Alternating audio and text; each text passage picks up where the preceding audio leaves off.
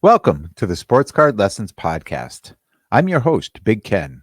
Whether you're watching on YouTube or listening on a streaming service, please like, subscribe, and leave some feedback.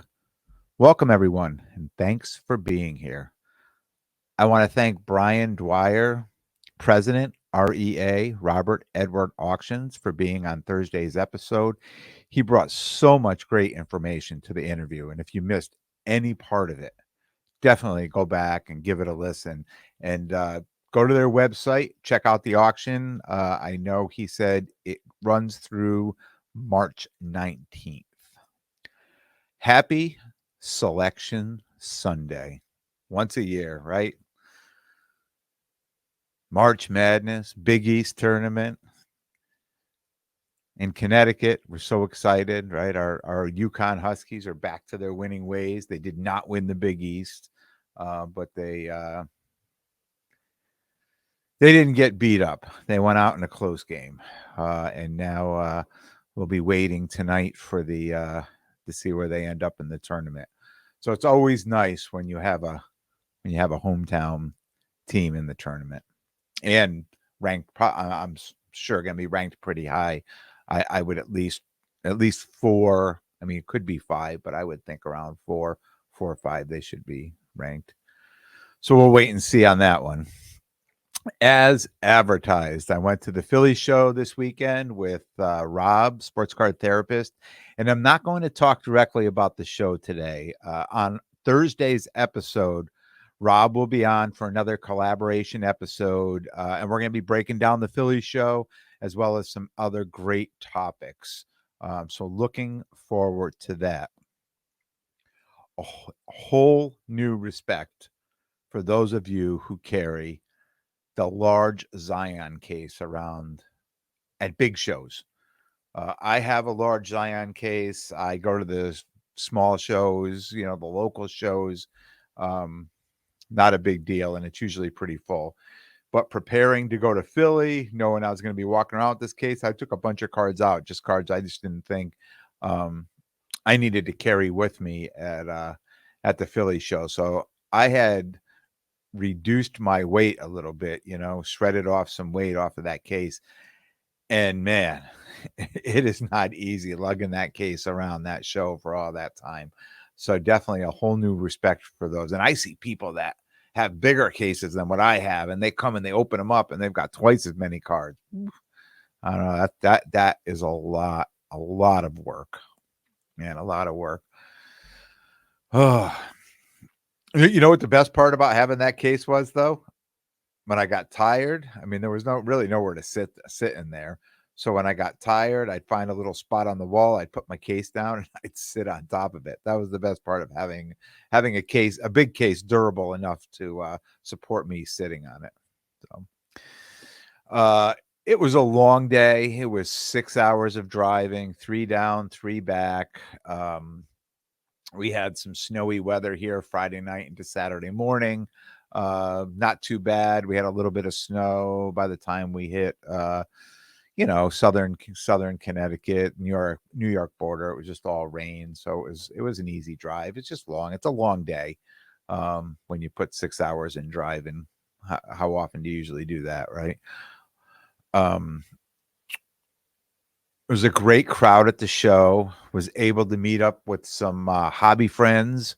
Shout out fellow Wolfpack members, Cousin Oz and Cousin Tony, Cousin Collectibles. I also got to meet the commish. He's at Irish Flyers Collector. First time meeting him. Saw Sports Card Dad, Reservoir Sports Cards, Tyler Santiago, the Cardboard Collaborative. My old neighbor, ran into him there. And I don't know if you follow him. If you don't, go over and give him a follow and check out. He posted up a video this morning, day one of the Philly show. It was fantastic. It was a great little video. Go over and check that out. And I'm sure he's going to have, I know he was there today as well. So I'm sure there's going to be a part 2 to it. And just, shout out to everyone else I saw there. It's just a good day going around and seeing people. And of course, I wear my shirt with, Sports Card Lessons podcast on it. And then people come up to me, they recognize me. Hey, how's it going? Great podcast. Keep up the good work. So, I mean, all that. I love all that. And it's just great to talk to so many different people. And it was just great for me to kind of get out of my area. I'm not going to say my comfort zone because I'm willing to travel anywhere. But my area, it was great just to get out of my area, saw a lot of new dealers and a lot of new people. So it's just fun. Today's episode, what's the big deal with low pop cards? So after purchasing some low pop Alexander Ovechkin and Mike Tyson cards, I've realized a few things that I want to share with you today. And this is a lesson I fully understood after the fact, and that happens to us, right? I knew when I was purchasing the cards at the time what I was purchasing, but didn't realize how important some of those purchases actually were going to be. And for instance, you hear this all the time. People say, "Oh, I just bought this card and it's a PSA, whatever, or a BGS, and it's a pop," and you throw a number out there. But a lot of times when I was doing this, I knew it just said that this card, there were less of this card. That lower the pop, the better it would be, which is good. I mean, it's good for a card, but it never really sank in. And I don't want to sound like I'm oblivious to this because I'm not, but it just never realized how important that was going to be. And moving forward with my PC and my collection, how important that was going to be. Um, So that's why I just want to bring it to you today because I think we all take certain things in the hobby. Maybe I don't even want to say it's for granted, but I think sometimes we go through the motion and sometimes we're saying things and we know what we're saying, but we just don't know how important they are. And when I really started thinking about these low pop cards that I have, and I started talking to people and I started putting them in my case, um, and people seeing these and they start to look them up and they can't find any information on them. I started to realize how important that is, uh, as a collector, but even more importantly, as a dealer. So, where do we find these cards? How do we get these cards? Right? You know, we most of the time we're purchasing or trading up into these cards, right? But low pop cards come in many ways, right? There could be cards that are very limited cards. There was only a couple of the cards to begin with, or there could have been like a huge, an abundant amount of these cards that the production was just so bad, right?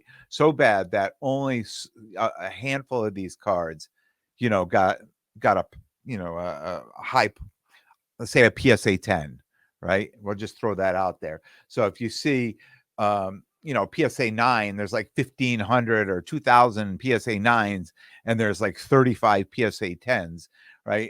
Well, you kind of get an idea that you're probably not going to find many PSA 10s out there, that the production of the card was probably just not good. And therefore, there's very few 10s of this card. So that's the easy way, right? That's the easy way to get this card and identify how much it is, right? So you go out and there's going to be other 10s and people are going to be selling 10s or they'll be selling 9s, and we can take the 9 and we can base the price off the 9 any way we do it. We all have a different way of doing it, but somehow we seem to come up with a way of doing it. But if we want to get that PSA 10 of that card, right, we're going to have to pay a premium on it.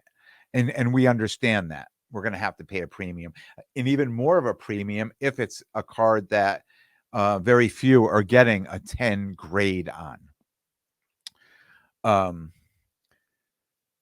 But how do you comp a low pop card that is not an abundant card like that? Um, we all hope, right, that there's recent comps of the same card that we can pull it up. I know sometimes we try to find the similar card of another player, right, and try to figure out what what a decent comp would be on something like that. Um, and we have to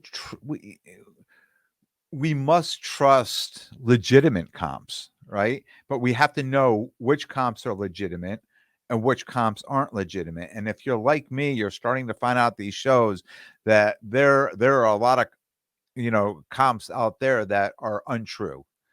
That all of a sudden they're just showing up on eBay, and you'll be like, all of a sudden there was this particular card hadn't been sold in a while, and then there's a sale for say $1,000. And then all of a sudden you see that and you're like, oh, wow, that just sold like a week ago or 2 weeks ago. And then you pull it up, but you realize it's the same card. So did this person just buy this card, or did this person create this comp on this card, hoping that somebody else is going to see it and pay that comp on the card, which may not be a legitimate comp on the card, right? Um, and I say an actual comp, a legitimate comp, and I'm just going to let that sink in for a minute. And with respect, I'm going to stop there on that. I'm not going to continue going on what I think happens on the back end of that. So if you're just looking at a recent sale, is the card graded? Can you look up? Can you open it up? Take a picture of it and compare the grading serial number on the card. And I'm just going to say, you know, this happens an awful lot. And I do this more than most because I kind of got burned in a situation like this where there was a created comp and I based a purchase off that comp and then realized later on that comp was more of a made up comp. Right. So I dig a little deeper. And if there's only one comp on that card, then and that's the only comp, and I get that gut feeling and that little suspicion that something's off, I'm not interested in the card. I'll just move on. I don't need a card that bad. Um, I like to be able to check serial numbers. I usually don't buy many raw cards, so I don't have to worry about that. Um, I don't want to say that I'm a graded snob, but I think I'm a graded snob. And I'm not saying that I want everything graded, because I grade tons of cards, but the cards that I'm grading, that I'm purchasing, I'm not going to be out buying on eBay. They're not cards that, I don't know where they came from. Let's kind of put it that way. And for me, if I'm buying a card, especially if a card that, and I talked about this last week, um, with Brian on the interview, there's so many cards that could be frauds out there that I'm afraid to buy cards that um, could be fraudulent, right? And and here's the thing: we all think the more expensive the card, the more fraudulent it could be. But if you think about it, we the more expensive the card, the more we really dive into this card, the more we want to get. We're putting more money out for this card. We want to be sure we're getting the absolute what we're getting, and at the absolute best price, and so many absolute other things. And if you're buying a $5 card, a $10 card, a $20 card, something like that, uh, wouldn't it be easier just to make that card more fraudulent than the other cards? Because how many of those cards we actually look at? How many cards we really taking into consideration? We're not looking at it as hard because they're not as expensive. So just keep that in mind. I'm not saying there's tons of fraud cards out there, but this is the way my mind goes. This is the way I think, especially when I'm buying cards. I like to buy cards that, are already graded, already, verified, and hope for the best on them, right? That's all I can say. Just, hope for the best on them. Um,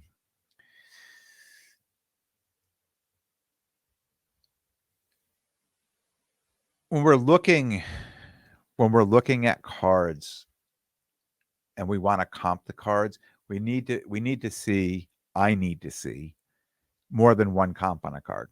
I mean, I want to see more than one comp on a card. And if I don't, um,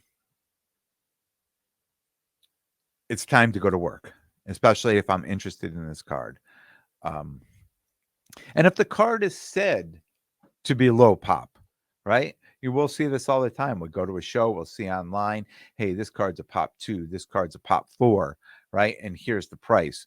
Well, we can easily check that. We can certainly go check that, right? We can go to the grading website of whoever graded the card. They'll give us a pop count on it. Um, the alt app, if you use that, that'll give you the info. They'll give you the pop count, and it'll also give you some recent sales, and more recently they're adding the auction sales to that too.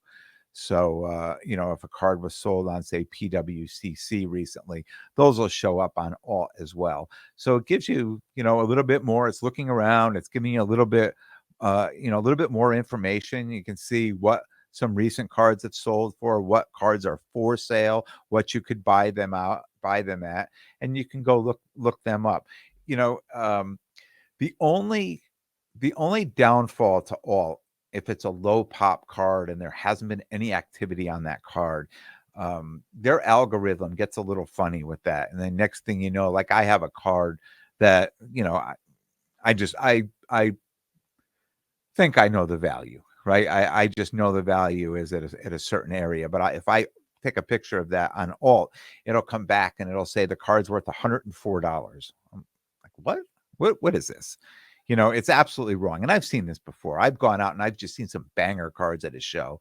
I'd be like, oh my God, that is such a beautiful card. And then I would take a picture of it. I look at alt and it'd say, oh, it's $67. I'm like, okay, close the app. It's just, it's not going to give me the proper information if it's got nothing to base it on. And I understand that. It would be easier if they just said, nope, we have zero. We can't give you any information. Instead, they come up with some funny numbers. And that, a few times in all, I've seen, no, we don't have information. But most time it's just like a funny number. So if you go there and you see this kind of crazy number, you'll know you'll have to start looking elsewhere to get some information. I have a Josh Allen RPA. It's numbered to 10, and it's graded. And I know it's a pop 2 because I can look it right up on the website. And the other one, it has been listed on eBay for a while, but the one on eBay is listed as a pop 1. So when people come to my table, when I'm set up at a show, they'll see the card, they'll take a picture of it, and they'll look and they'll say, oh, I see it's online. I see your card online. And I'll say, no. That's not my card. And that person is asking $7,000 for the card. And usually the customer will say to me right away is, well, if it's the same exact card with the same exact grade, why are they asking 7,000 and you're only asking 3,500? Half the price. And later in this episode, I'm going to answer that question, why they're able to do that. Number 4, you need to do your research or trust who you are buying the card from. That is a big word in this hobby, trust. I purchased my card from someone that I had trust in, right? My low pop cards. And I know I probably paid a premium, but I don't think I paid any more of a premium or any more of a markup than any other card that person would have sold. And I know this person pretty well. I don't know them enough to say, hey, what did you pay for this card, for them to give me that answer. But you have to find people in this hobby you can trust, whether it's people you're going to buy cards from or it's people you want to go to for information on cards you want to buy. You have to find people that you can trust in the hobby and let them give you, what their best advice is on it, or let them say, hey, I've got this card. I know you're looking for this card. And I think it becomes, part of the hobby that we start to find ourselves becoming closer with the people that collect the same stuff we do. More messaging online, following online. They're posting a picture. I'm posting a picture. I want to see what they have. They want to see what I have.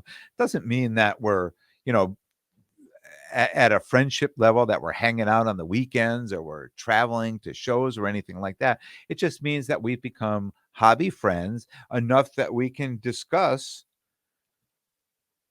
the cards we like, what we think, and enough just to trust in each other and what our opinions are on things. And I think we need that. You need that in the hobby, because without that in the hobby, if you don't have anybody you can trust, you're really you're buying blind. You're buying things, especially these low pop cards that there's not a lot of information on.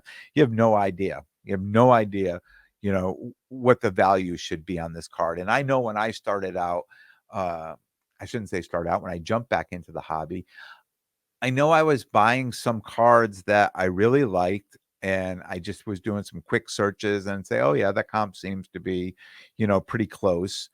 And buying the card and then realizing that, yeah, no, I overpaid on the card. Um, so that sent me down a path to really watch what I was doing, really find people around me that I can ask, find people I could trust, find people I could say, "Hey, is this a good deal? What do you know about this card? Do you think it's a good deal?" And I could tell you there was probably more things I didn't buy than I did, just starting to ask the people I started to trust in the hobby to say, "Hey, what do you think of this? What do you think of that?" And if you're buying from somebody, like I said, you're gonna develop people within whatever it is. If it's football, if it's hockey, if it's soccer, whatever it is, you're gonna, find people that you're going to develop relationships with, and it's going to be easier to purchase a card. And they're also gonna know what cards you're looking for, right? That they'll say, "Hey, I saw this card," or they send you a message or send you somebody's story sale saying, "I know you're looking for this card. I think this is a good price," or "I know this guy. I could vouch for this guy. He's a pretty good dude," like that type of thing. So you need to just find some trust in the hobby when you're doing this. Um, and then it brings us to the price, right? I mean, the price is the most important thing. And I've talked about buying cards from my PC and saying, if the price is not, exactly on, I'm okay, because I'm going to hold on to these cards. Right. And some of these very low pop cards, where they were maybe a pop 5 or a pop 8, where I saw one or two surface over the last few months. And I looked at the prices and I went back to look what I paid, and it was very close in price, which also allows me to somewhat put more trust in the person I bought these cards from, saying they were pretty close, and I made a good deal. But what happens if I have a card that has 0 comps across all platforms? It's a pop 1, a pop 2, or a pop 5 of a player you really can't compare to others. And I'll bring up a guy like Mike Tyson, like a Mike Tyson card. I mean, there are other boxers, but who are you gonna compare, like, a certain card of his to in that set, right? And like an Alex Ovechkin too. I mean, who do we have now in hockey that's put in as many years as him, who is chasing the scoring record? How can we say, okay, here's this card that's an Alex Ovechkin, and we have another card as of another player, but what's the caliber of those players? You really can't compare, because one of those cards, the comparable player that you can find, right? The card may be worth $100, where the Ovechkin card may be worth $5,000 or $3,000 or whatever. I mean, so I mean, what are the prices on these low pop cards that we really can't find any information on? I mean, are they 500, 5,000, 10,000, 25,000?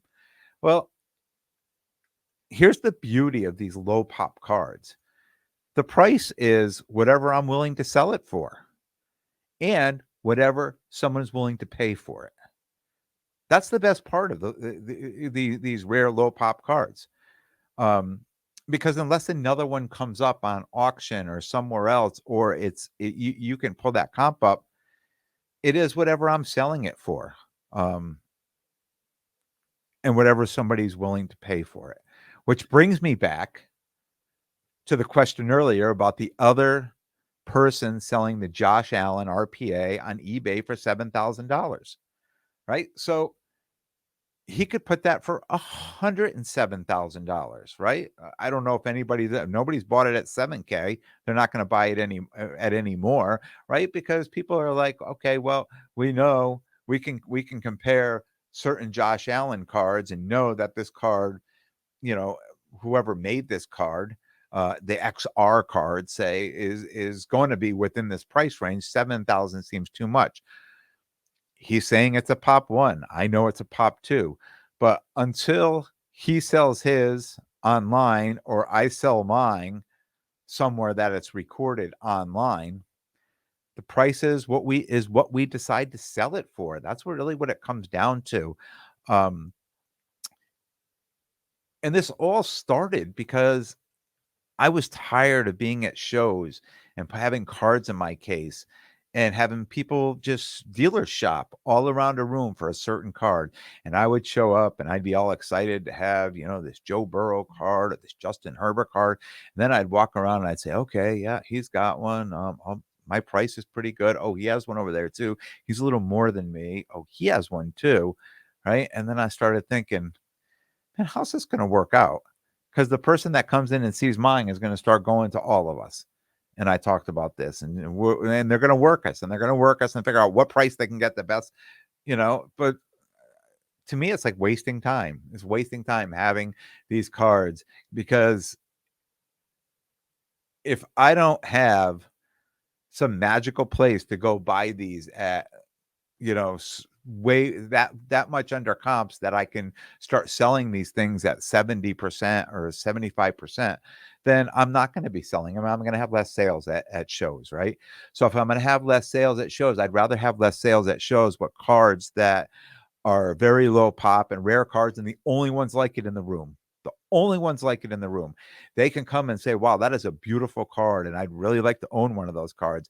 And whether they buy it there or they walk away, when they walk away, I say to myself, if you want to own one of these cards, the only place you're going to buy it in this room is from this guy. Right. And to me, it's creating another lane in the hobby, but it's a good lane, right? It's a lane that I want to be in. I don't need to be price fighting with everybody else in the room over a similar card. I talked about this happening at the Mohegan Sun show. There were 3 of us that all had that Brady BGS 9, all had the same exact card with the same exact grade, right? And there was 2 people that kept coming around. Well, so-and-so will do this, and this guy will do that. And after the first guy came around, I knew both the other 2 guys that had this card. Go figure, right? And I talked to this guy and he says, I'm not selling mine for less than that. And I talked to the other guy and I felt the same way. Let's just sit on it. Why should we give this card away? Because most of us are into this card for more than what the current comp is. And in this case, that worked out, right? That worked out. Did it work out? I guess one of us could have said, we're going to sell it cheaper. I didn't do that, and I didn't plan on doing that. It's one of those cards that I'd rather just hold on to than take a loss on. Um, I was at the Philly show this weekend and I was finding some cards. I'm like, wow, this card's pretty nice, but it's my whole new way of buying cards. I'm taking pictures of these cards and I'm looking up the pop counts and I'm realizing, wow, this card is so nice. And then it's, in the thousands and 2,000s of a pop count. I'm like, it's nice, but not that nice. I can't see spending all this money on a card because if there's that many of those cards, it just takes one person to sell that card at a discount, and it hurts everybody else.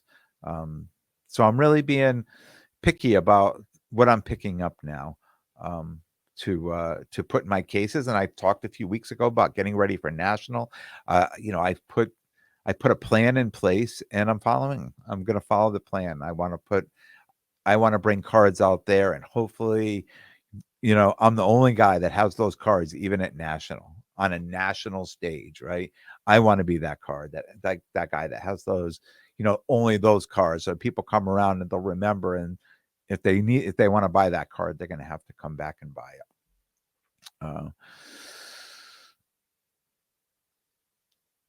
Recently, I've been picking up XRCs. for to go to national, and I've been getting some really good prices on them.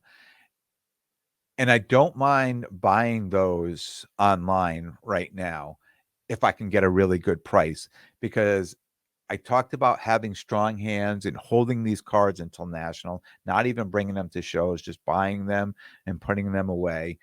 Um, by the time 3, 4, 5 months comes, my comp will be long buried. My sale will be long buried. Uh, that people will never go back that far to look up a comp, or not to look it up, but go back to find, what I actually paid for that card. And I'm hoping, and there's no guarantee. There's no guarantee in anything. And I'm hoping, because I know where these prices were at. I know what I'm getting them for now, and I know immediately what other ones are selling for.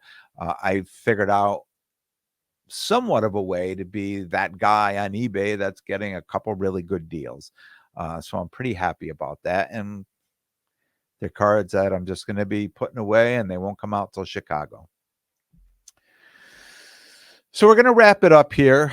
Remember Thursday's episode with Rob Gerard, sports card therapist. That's going to be fun. Looking forward to that. I want to thank everyone for tuning in. And if you like what you hear, please definitely subscribe. And most importantly, tell a friend and spread the word. And until next time, take care of yourselves and everyone around you.